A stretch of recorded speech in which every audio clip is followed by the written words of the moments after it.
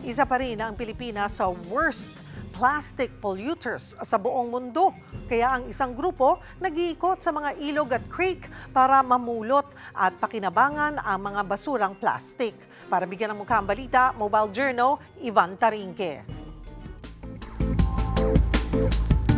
Ang basurang patapon, pwedeng mebles pala para sa iba.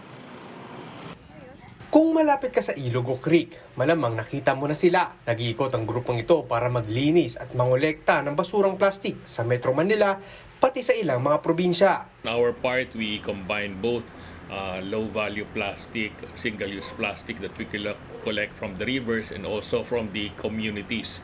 Bawat piraso ng basura, mapasupot, candy wrapper o ano paman, lilinisin nila at papatuyuin. Saka dudurugin at huhulmahin. Ito ang magiging resulta, plastic board. Pwede raw itong gamitin kapalit ng kahoy sa ilang mga muebles, gaya ng lamesa, upuan, kahit pader. We sell this right now because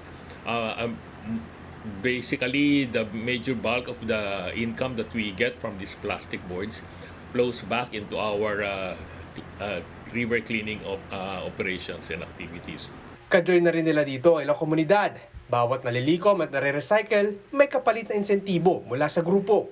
At least the plastic that we throw has a value and in the end it's able to support not only the environment but also the livelihood and generate more livelihood for our communities and our people. Sabi nga nila, huwag basta maging basurero, maging taga-recycle para sa mundong malinis at maganda.